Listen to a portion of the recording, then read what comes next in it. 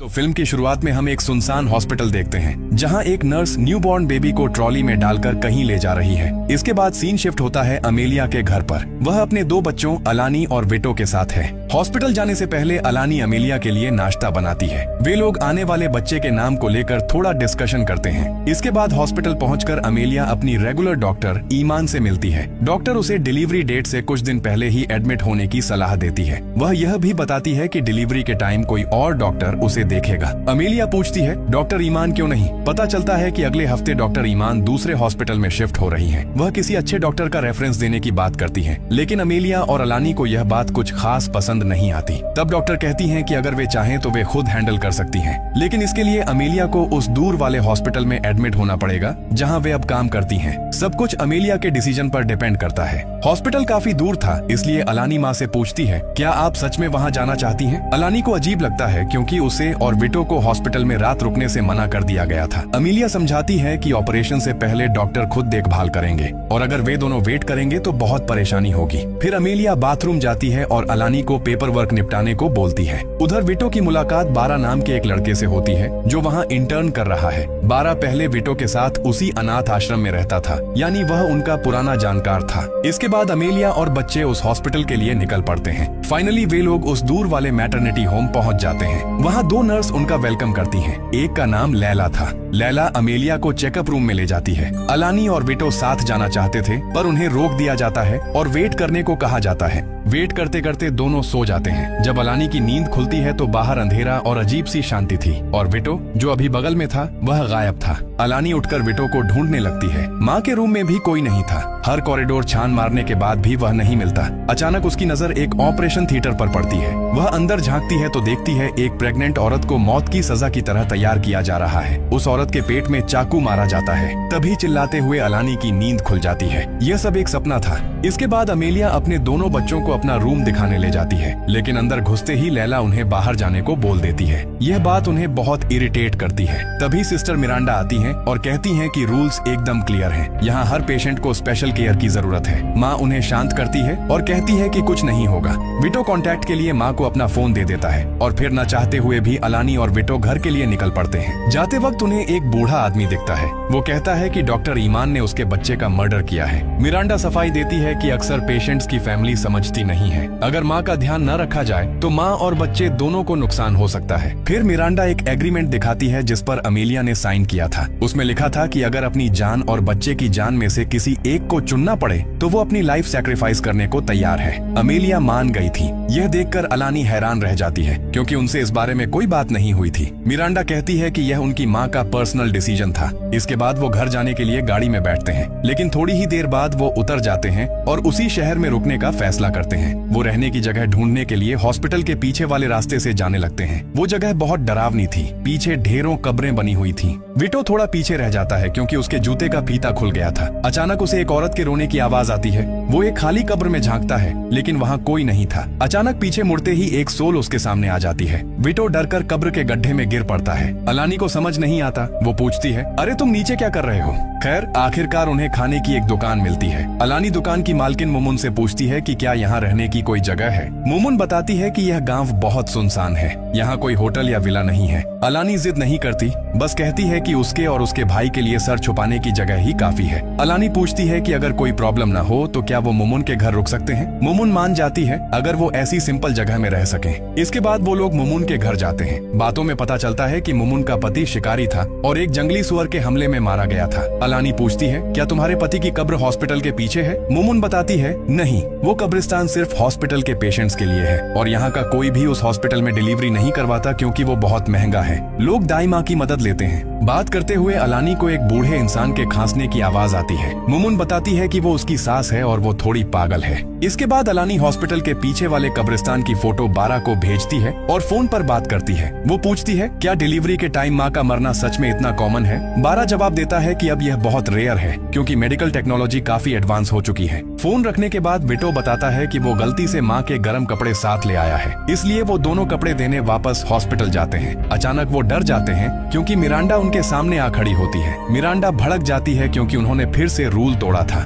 वो सफाई देते हैं कि बस कपड़े देने आए थे। मिरांडा कपड़े ले लेती है और कहती है कि वो खुद दे देगी और वो लोग अभी के अभी वहाँ से चले जाएं। इसके बाद अलानी वॉशरूम जाती है और विटो वेटिंग रूम में इंतजार करने लगता है। टॉयलेट से निकलते ही अलानी को किसी के कदमों की आहट और एक ट्रॉली धकेलने की आवाज सुनाई देती है। घबराकर अलानी मॉर्ग में घुस जाती है। खिड़की के बाहर उसे कुछ अजीब सा दिखता है। कदमों की आवाज पास आते ही अलानी एक कॉफिन में छुप जाती है। उसे महसूस होता है जैसे बगल में कोई लाश लेटी हो, लेकिन पलटकर देखती है तो वहाँ कोई नहीं था। इधर विटो को कुर्सी के नीचे एक वॉलेट मिलता है। यह उसी बूढ़े आदमी का था जिसे उन्होंने दोपहर में देखा था। उधर वो दो नर्सें एक औरत की लाश को कॉफिन में डाल रही थी। अलानी बड़ी मुश्किल से अपना डर कंट्रोल करती है, इसलिए उन्हें भनक भी नहीं लगती कि अलानी वहाँ है। दूसरी तरफ विटो को खून के निशान दिखते हैं जो सीधा ऑपरेशन थिएटर की तरफ जा रहे थे। अंदर झांककर विटो देखता है उसी बूढ़े आदमी को जिससे वो दोपहर में मिले थे। उस बेबस इंसान को मारकर अंदर से इम्पोर्टेंट ऑर्गन निकाला जा रहा था। डर से कांपता हुआ विटो वहाँ से भागता है। अचानक वो बूढ़ा आदमी उसके सामने आकर हेल्प मांगने लगता है। विटो जल्दी से सर्विस रूम में जाकर छुप जाता है। वहाँ फिर उसे उस आदमी की चीख सुनाई देती है और अचानक पीछे मुड़ते ही उस बूढ़े की सोल को देखकर वो जान बचाकर भागता है। फाइनली अलानी और विटो मिल जाते हैं। घर वापस आकर अलानी माँ को मैसेज करती है, लेकिन उनका फोन बंद था। वो बारा को भी कॉल करती है, लेकिन वो फोन नहीं उठाता। बारा असल में सुबह से हॉस्पिटल के रिकॉर्ड्स चेक करने में बिजी था। अगले दिन सुबह विटो अलानी को बताता है कि जो बूढ़ा आदमी उन्होंने कल देखा था वो कल रात ही मर गया और उसकी सोल बारा का पीछा कर रही थी। इसी बीच अलानी फोन चेक करती है कि माँ का रिप्लाई आया या नहीं, लेकिन कोई जवाब नहीं था। वो लोग बहुत परेशान हो जाते हैं और तुरंत हॉस्पिटल के लिए निकल पड़ते हैं। वहाँ जाकर देखते हैं तो माँ बिल्कुल नॉर्मल थी। माँ पूछती है, तुम लोग इतने घबराए हुए क्यों हो? अलानी मैसेज के बारे में पूछती है। माँ बताती है कि फोन की बैटरी खत्म हो गई थी और उन्होंने लॉकर में रख दिया था। अलानी माँ को हॉस्पिटल शिफ्ट करने का बोलती है। विटो पूछता है, माँ आपने हमें बिना बताए वो एग्रीमेंट साइन क्यों किया? माँ समझाती है, ये बस सावधानी के लिए है, चिंता मत करो, मेरा इलाज अच्छे से हो रहा है, हॉस्पिटल बदलने की कोई बात नहीं है, तुम दोनों और आने वाला बच्चा मेरी प्रायोरिटी हो, मैं आखिर तक तुम्हारे साथ रहूंगी, मुझे कुछ नहीं होगा। ये सुनकर दोनों भाई बहन इमोशनल हो जाते हैं। इसके बाद अलानी ईमान से एग्रीमेंट को लेकर सवाल करती है। ईमान कहती है, ये एक नॉर्मल प्रोसेस है, ऑपरेशन के टाइम ऐसे पेपर्स साइन करने पड़ते हैं, चाहो तो तुम लोग एग्रीमेंट कैंसिल कर सकते हो या हॉस्पिटल बदल सकते हो, लेकिन जहाँ भी जाओगे ऐसे फॉर्म पर साइन करना ही पड़ेगा। अलानी पूछती है, कल हमने एक बूढ़े आदमी को देखा था जिसका बच्चा डॉक्टर के हाथों मारा गया, अगली बार हमारे साथ तो ऐसा नहीं होगा ना? ईमान कहती है, उस पेशेंट की हालत तुम्हारी माँ से बहुत ज्यादा खराब थी, मैं तुम्हारा डर समझ सकती हूँ, लेकिन तुम्हारी माँ ने मुझ पर भरोसा किया है, मैं चाहती हूँ तुम और तुम्हारा भाई भी मुझ पर वही भरोसा रखो। अलानी कहती है कि वो भी यही चाहती है, पर क्या करे, आते ही डेड बॉडी देख ली। वो बूढ़ा आदमी कल रात ही क्यों मरा? ईमान कहती है, उस आदमी को बचपन से हार्ट की बीमारी थी, वो अपने बच्चे की मौत बर्दाश्त नहीं कर पाया, हमने बचाने की कोशिश की पर बहुत देर हो गई थी। ईमान आगे बोलती है, तुम्हारा डरना नॉर्मल है, लेकिन याद रखना तुम्हारे बिहेवियर का असर तुम्हारी माँ की मेंटल हेल्थ पर पड़ सकता है। अलानी कहती है, मैं बस श्योर होना चाहती हूँ कि इस हॉस्पिटल में मेरी माँ का ट्रीटमेंट सही से हो रहा है। उधर बारा एक पुराने पेशेंट के घर जाता है। वो शमसुल नाम के एक आदमी से पूछता है, क्या रोजमारिया घर पर है? शमसुल बताता है कि उसकी वाइफ रोजमारिया इस हॉस्पिटल में डिलीवरी के बाद कभी घर वापस नहीं आई। बारा अब तक ऐसे 3 पेशेंट्स के घर जा चुका था और तीनों का अंजाम एक जैसा भयानक था। बारा अलानी को फोन करके बताता है कि वो उससे मिलने गांव आ रहा है। वो उसे पेशेंट्स की लिस्ट भी भेजता है। बारा की लिस्ट वाले पेशेंट्स के साथ असल में क्या हुआ था यह कंफर्म करने के लिए अलानी और विटो आधी रात को चुपके से हॉस्पिटल के कब्रिस्तान जाते हैं। काफी ढूंढने के बाद विटो को एक कब्र मिलती है जिस पर लिखा था रोजमारिया, यानी उनका शक सही था। वहाँ से जाते वक्त अचानक उन्हें एक औरत की चीख सुनाई देती है। पलट कर देखते हैं तो मरे हुए पेशेंट्स की सोल्स उनके सामने खड़ी थी। एक सोल अलानी के पास आती है, लेकिन वो अटैक नहीं करती बल्कि रोते हुए हेल्प मांगती है। तभी अलानी नोटिस करती है कि कई गाड़ियां एक घर की तरफ जा रही हैं और उसी पल वो सोल्स अंधेरे में गायब हो जाती हैं। वो देखते हैं कि काले कपड़े पहने और सर ढके हुए एक आदमी एक कमरे की तरफ जा रहा है। उधर बारा भी गांव पहुंच चुका था। इधर अलानी देखती है कि सिस्टर लीला एक बच्चे को गोद में लिए उसी कमरे की तरफ जा रही है। अचानक विटो को जमीन पर गिरा हुआ एक काला कपड़ा मिलता है। अलानी को आइडिया आता है और वो भेष बदलकर अंदर घुस जाते हैं। अंदर जाकर वो देखते हैं कि एक भयानक रिचुअल चल रहा है। पकड़े न जाएं इसलिए मजबूरी में अलानी को भी बाकी लोगों जैसा नाटक करना पड़ता है। ठीक तभी अलानी के फोन पर नोटिफिकेशन बजता है। बारा का मैसेज आया था। मिरांडा शक भरी नजरों से देखती है, लेकिन कल्ट का लीडर इशारा करके रिचुअल जारी रखने को कहता है। बाहर आकर अलानी बारा से रिक्वेस्ट करती है कि माँ को बचाना होगा। पता चलता है कि यह पूरा हॉस्पिटल उसी कल्ट का हिस्सा है जिसने अलानी के पापा को मारा था और अब वो अमेलिया के होने वाले बच्चे को भी टारगेट कर रहे हैं। यहाँ तक कि डॉक्टर ईमान भी इनके साथ मिली हुई है। वो वापस जाकर डिस्कस करते हैं कि अब क्या करना चाहिए। बारा बताता है कि पुराने पेशेंट्स की इन्फो ने अलानी के सारे शक को सच साबित कर दिया है। अब पता करना है कि वो अमेलिया के साथ क्या करना चाहते हैं। विटो कहता है कि हॉस्पिटल जाकर माँ को समझाना चाहिए, लेकिन बारा मना कर देता है। इससे माँ और बच्चे की जान को खतरा हो सकता है। बारा कहता है हम ऑपरेशन के ठीक बाद तक का इंतजार करेंगे, तभी अटैक करने का एक ही मौका होगा। बातों के बीच मुमुन बोलती है कि अलानी अंदर चली जाए, क्योंकि बारा को देखकर लोग गलत बातें कर सकते हैं। बारा पूछता है क्या वो रात को यहाँ रुक सकता है। मुमुन चुप रहती है। फाइनली बारा विटो के रूम में सोता है। अचानक अजीब आवाज से अलानी की नींद खुल जाती है। बाहर जाकर देखती है तो कोई नहीं था। वापस आती है तो देखती है एक बूढ़ी औरत उसके बगल में बैठी है। वो बताती है उसका नाम चित्रा है, मुमुन की सास। वो बोलती है डरो मत, मैं उन जैसी नहीं हूँ। तुमने जो रोजमारिया की कब्र देखी थी उसका नाम मैंने ही लिखा था। इतना बोलते ही वो हवा में गायब हो जाती है। तभी मुमुन दरवाजा नॉक करती है और बताती है कि वो मार्केट जा रही है। अलानी को क्यूरियोसिटी होती है। वो फैसला करती है कि वो चित्रा को देखने जाएगी। अंदर देखती है कि चित्रा को हाथ पैर बांधकर कैद करके रखा है। अलानी हैरान होकर पूछती है मुमुन ने आपको ऐसे क्यों रखा है। चित्रा बताती है एक टाइम पे मैं भी उस हॉस्पिटल की नर्स थी। जब उन्होंने कब्जा नहीं किया था मैंने उनके रूल्स मानने से मना कर दिया था, इसलिए उन्होंने मुझे सजा दी। वो आगे बताती है हॉस्पिटल में जिन्हें मारा गया उनकी सोल्स इस दुनिया और उस दुनिया के बीच फंसी है, तुम उन्हें फ्री करो। इसके बाद सुबह होते ही वो तीनों हॉस्पिटल जाते हैं। अमेलिया बताती है ऑपरेशन आज रात ही होगा। ईमान और लीला उन्हें बाहर निकाल देती हैं ताकि अमेलिया रेस्ट कर सके, लेकिन ईमान डरी हुई थी। वो बॉस को फोन करती है कि काम आज सुबह ही करना पड़ेगा। फैमिली नजर रख रही है। ये समझकर वो जल्दी से अमेलिया को ऑपरेशन थिएटर ले जाते हैं। इधर अलानी, बारा और विटो ने सब प्लान कर लिया था। विटो बारा को सीक्रेट रूम में ले जाता है जहाँ ह्यूमन ऑर्गन्स रखे थे। बारा फोटोज ले लेता है। उधर अलानी एम्बुलेंस रेडी करती है। ड्राइवर गाड़ी साफ कर रहा था। मौका देखकर अलानी उसे पत्थर से मारती है। बच्चे को बचाने के लिए बारा और विटो गन लेकर अंदर घुसते हैं। बारा वार्न करता है बच्चा चोरी, मर्डर, ऑर्गन थेफ्ट सबका प्रूफ है हमारे पास, जो बोलूंगा वही करोगे। वो ईमान को ऑर्डर देता है कि टांके सही से लगाए। फिर अमेलिया और बच्चे को एम्बुलेंस में डालकर बाकियों को भी बैठने को बोलता है। निकलते ही मिरांडा और ईमान पीछा करने लगते हैं। अलानी बोलती है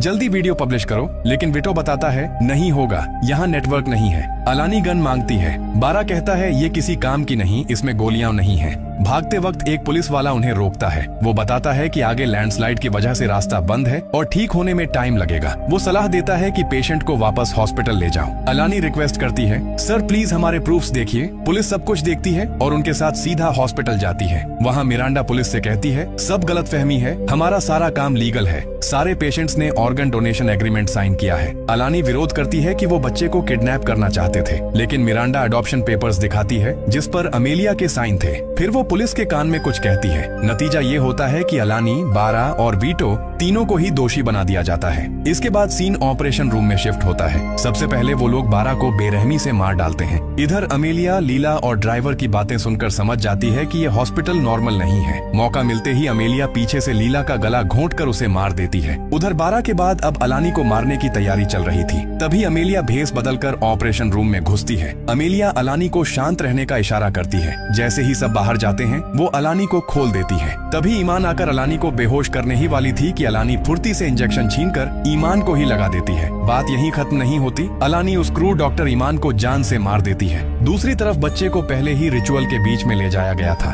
अलानी और अमेलिया भेस बदलकर वहां पहुंचते हैं और रिचुअल के लीडर सुमंतो के गले पर चाकू रखकर मारने की धमकी देते हैं। डर के मारे कोई आगे नहीं आता और वो बच्चे को बचाकर सबको अंदर लॉक करके बाहर निकल आते हैं। लेकिन तभी मिरांडा आ जाती है और वीटो को जान से मारने की धमकी देकर बच्चा मांगने लगती है। अलानी बच्चा देने का नाटक करते हुए पास जाती है और मौका देखते ही मिरांडा की आंखों में रेत झोंक देती है। अमेलिया उसे तुरंत दबोच लेती है। दोनों में हाथापाई शुरू हो जाती है। मिरांडा अमेलिया के पेट में चाकू घोंप देती है। खैर, लड़ाई के बीच अलानी पीछे से हमला करके मिरांडा को मार डालती है। इसके बाद अलानी घायल अमेलिया और बाकी लोगों को लेकर गांव वालों से हेल्प मांगने जाती है, लेकिन गांव वाले कोई मदद नहीं करते। उल्टा वो कल्ट मेंबर्स को बता देते हैं कि वो लोग किस तरफ भागे हैं। अलानी मुमुन का दरवाजा खटखटाती है, लेकिन वो दरवाजा नहीं खोलती। कोई रास्ता न देखकर वो लोग फिर से भागते हैं। आखिर में जब वो चारों तरफ से घिर जाते हैं तो कल्ट मेंबर्स अलानी से बच्चा सौंपने को कहते हैं। यहाँ पता चलता है कि अमेलिया के पति ने कल्ट के साथ पहले ही डील कर ली थी। बच्चा पैदा होते ही उनका हो जाएगा, लेकिन अमेलिया उस डील को नहीं मानती। तभी कर्ता नाम का आदमी उन पर गण तान देता है। ठीक उसी वक्त मुमुन पीछे से आती है और कर्ता पर गण तान देती है। मुमुन बताती है कि उसका पति किसी जंगली सुअर के हमले में नहीं मारा गया था, बल्कि वो चित्रा को बचाते हुए मारा गया था, क्योंकि चित्रा ही जानती थी कि वो शैतान के पुजारी क्या घटिया काम कर रहे हैं और उनके सीक्रेट्स क्या हैं। मुमुन कहती है कि वो अलानी की ब्रेवरी देखकर ही आई है। अब वक्त आ गया है कि गांव वाले भी हिम्मत दिखाएं। गांव वाले अब उनके गुलाम बनकर नहीं रहेंगे। वो कर्ता और उसके लोगों से लड़ने को तैयार हो जाते हैं। कर्ता गांव वालों को लालच देता है कि अगर वो उनका साथ देंगे तो उनकी सारी जमीन वापस कर दी जाएगी, लेकिन इस बार गांव वाले उसके झूठे वादों में नहीं आते और तभी मुमुन ट्रिगर दबाकर कर्ता को मार डालती है। इसके बाद अमेलिया माफी मांगती है और अलानी से भाई बहनों का ख्याल रखने को कहती है और आखिरकार उसकी मौत हो जाती है। इसके बाद हम अलानी को देखते हैं, जिसने अब अपने छोटे भाई बहनों की जिम्मेदारी संभाल ली है। उधर वीटो अपनी छोटी बहन के साथ खेल रहा था। अचानक कुछ अजीब देखकर उसकी आंखें फटी की फटी रह जाती हैं और यहीं पर यह मूवी खत्म होती है।